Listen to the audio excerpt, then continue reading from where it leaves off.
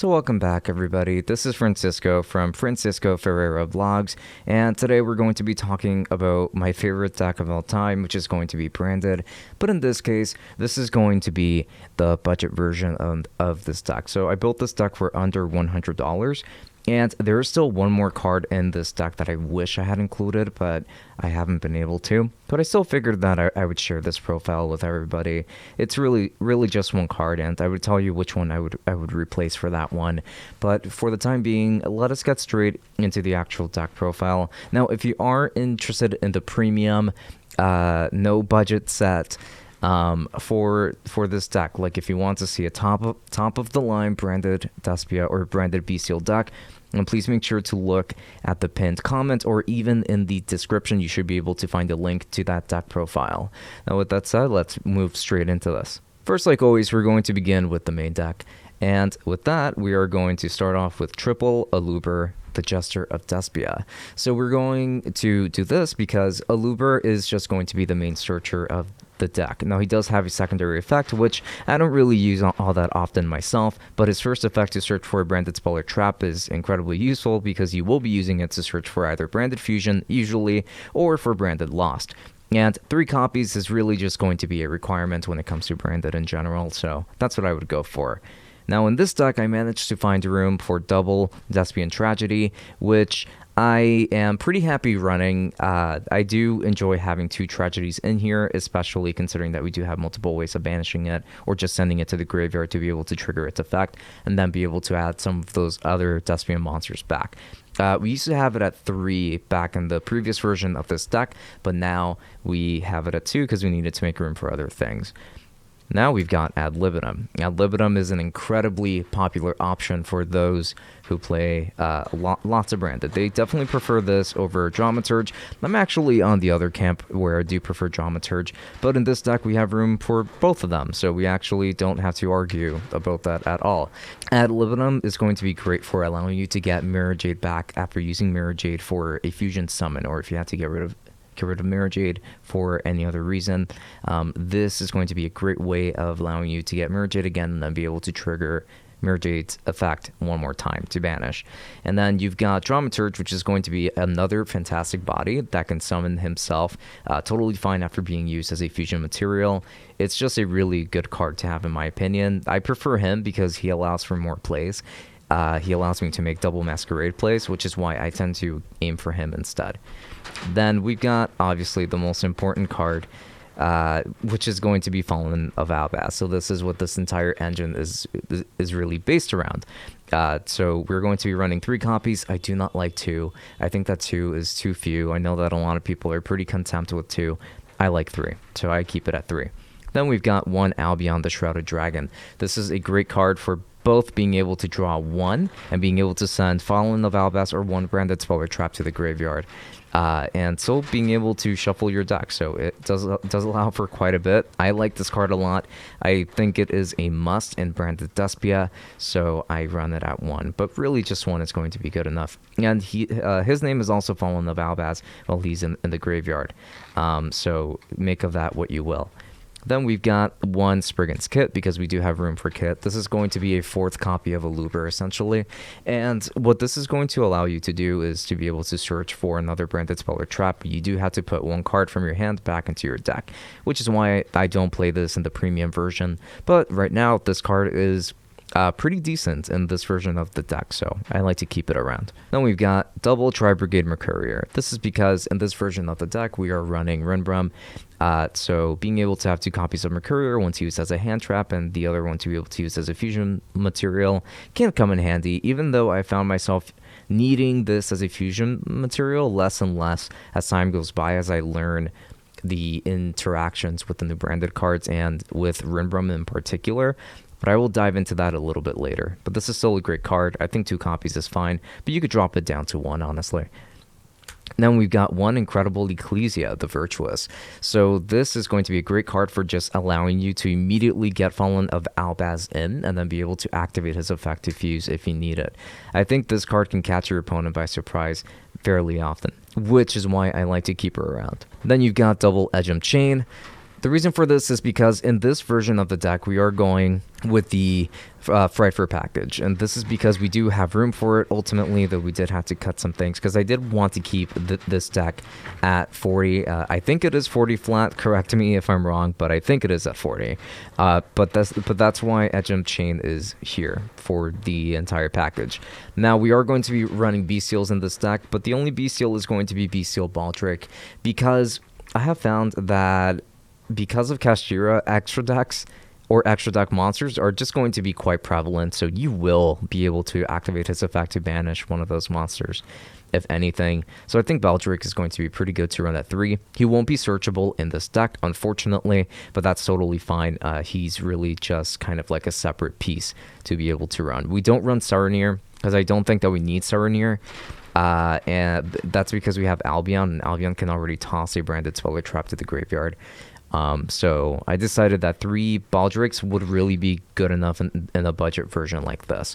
And then lastly, we've got 1 Dark Magician, because Red Eyes Dark Dragoon is now a budget solution. So we do have the ability to play him pretty easily now. So I'm going to go ahead and move on to the spells and traps now. So we're going to be running triple Branded Fusion. This is going to be for obvious reasons. Branded Fusion is going to be the main engine card of the deck for sure. So this card is obviously going to get you into most of your fusions. If it gets ashed, it is going to be an unfortunate circumstance without a doubt.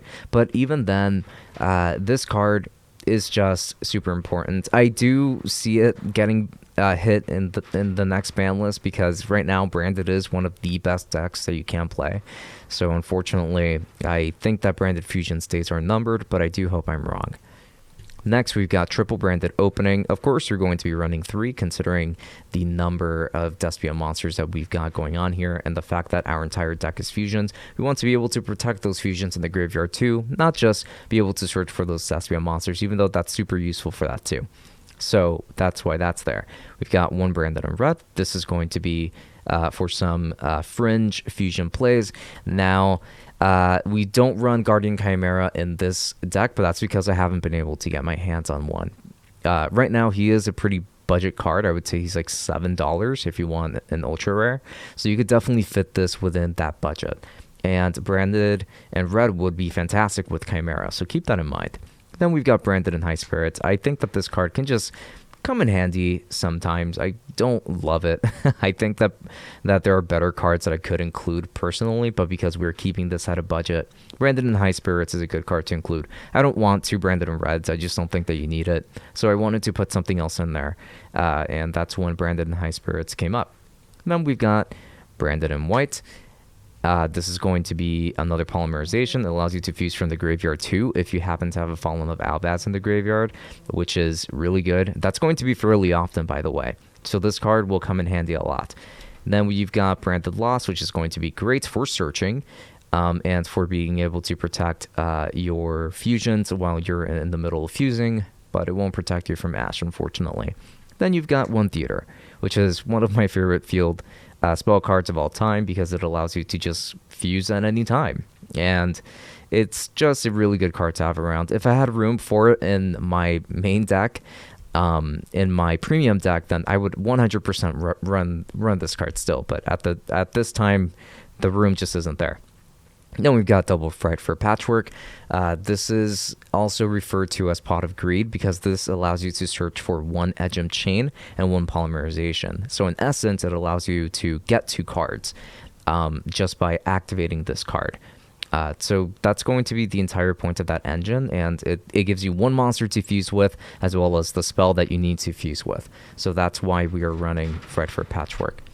We've got double polymerization to match the Fright for Patchworks over here. I don't like running any ratios higher than this, no matter what. So it's going to be 2-2-2.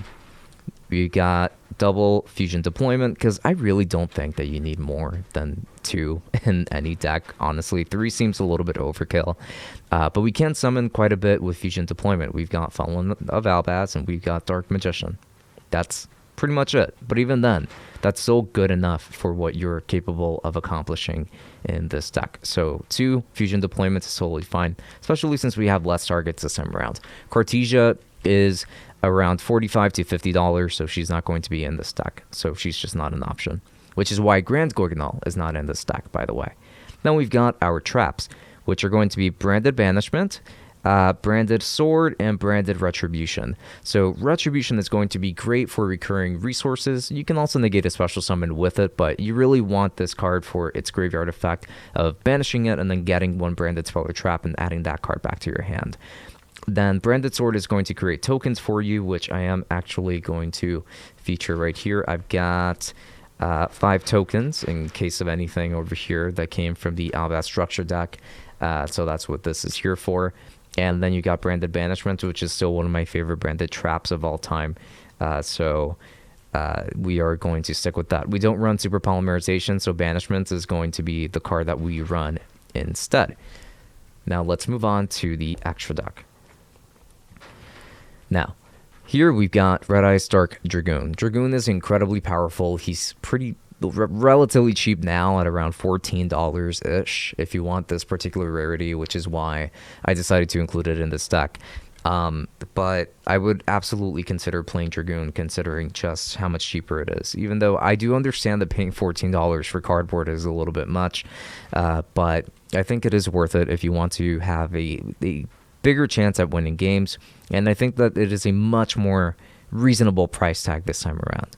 We've got double Mirror Jade because we have the room for 2 Mirror Jades, of course. Mirror Jade is such a powerful card, allowing you to banish one of your opponent's monsters without even targeting at all. And if this card leaves the field in general, as long as you can still reveal it, you can destroy all the monsters in your opponent's side of the field by the end phase. So that does help you out a lot as well. I love that effect. Then you've got 1 Lubellion. I really think that 1 Lubellion is good enough, especially if you're trying to make room for other cards. And that's when Runebrum comes about. So Runebrum is here because Runebrum is a relatively budget card, sitting at around $6 to $8. And Mercurier is around, which is like a dollar card, even less than that. And this card is very easy to make, and it allows for a negate for extra deck monsters, which is really good, super relevant right now as well. And he's really easy to summon as well without even having to fuse for him. So you can cheese him out pretty easily by just sending him to the graveyard by other means, like through Mirror Jade, for example, and then banishing the Fallen of Albas that's in your graveyard to special summon him from the graveyard. And then you've got a negate for extra deck monsters ready for you right there. Then we've got triple Albion, because we have the room for triple Albion, but I would probably take out 1 Albion, honestly, to put in that Guardian Chimera that I mentioned earlier. This is going to be a fantastic searcher, of course, which is why we're running 3, but I'm very happy just keeping this at 2, honestly, so I wouldn't worry too much about that. And we've got Titanic Lad because we can make a really big body with Titanic Lad. Titanic Lad is sometimes a card that I kind of miss, especially because of its design, but Titanic Lad can be such a powerful monster, but he's just mostly a beat stick, which is why you would want him. Then you've got Brigand, the Glory Dragon. We pretty much just had the room for him in this deck, which is why I decided to include him. And then you've got Sprint, the Iron Dash Dragon. Again, just more Fallen the Balbass options, some more cards that you can dump into the graveyard in case of anything with Mirror Jade, since this deck still focuses primarily on bringing out Mirror Jade more than anything. You got 1 Despia and Priscinian. Still, because this allows you to mess around with your opponent, lowering all of their monsters' attacks to 0 if they're not running fusion. So basically, if it's not a mirror match or anything like that, which can come in handy. Double Masquerade, because I am still a huge fan of Double Masquerade. Whenever I can make 2 Masquerades, I will aim for that, because you will be burning your opponent for 1200 damage every time that they want to activate a card effect. So this is top priority in order for them to be able to keep playing Yu-Gi-Oh! Essentially. Then we've lastly got 1 Despia and Priscinian, because he is such a massive monster, and he can still be a relatively easy target to make with Branded Banishment too. So yeah, this is a pretty good list in my opinion when it comes to the main and extra. Now on to the side, which has actually seen some updates. We've got triple Nibiru, mostly because Nibiru is going to allow you to play best against literally the vast majority of decks in this meta that summon 5 times or more. A lot of Players will try to play around this card, which is why this isn't really the ultimate side deck card at the moment, in my opinion, because people are just learning to play around it. But it is still a great idea to include in your deck, because oftentimes people will just forget and summon 5 or more times. Then we've got Book of Lunar Eclipse. The reason why I've got Book of Lunar Eclipse instead of Book of Eclipse is because this card does not give your opponent card advantage. It does not let them draw cards just from flipping their monsters over, and oftentimes all that you will need to flip over are 2 monsters, which is exactly what this can target. So I think Book of Lunar Eclipse is just a much better option. Then we've got Cosmic Cyclone for back row. It's going to be fairly apparent. Then we've got There Can Only Be One. Don't use this all that often, but it is still in the side deck. But I might end up replacing this with something else, maybe with some evenly matched, if those end up going in price maybe a little bit more. Then we've got Dimensional Barrier to help you keep those Kashira monsters away with 1 prayer a day. So that's going to be pretty much everything for this budget version of branded Despia or branded BYSTIAL, since there are technically BYSTIALs in this deck too. Please let me know what you think about this deck in the comments. What would you change considering that we are on a budget? And of course, thank you for watching all the way up until the very end, because I do appreciate it. Leave me any kind of feedback, and I would be more than happy to reply to you if I get the opportunity. Now, with that said, this has been Francisco from Francisco Ferreira Vlogs, and I will be seeing you all next time with a different deck profile, I'm sure. So yeah, until next time, enjoy.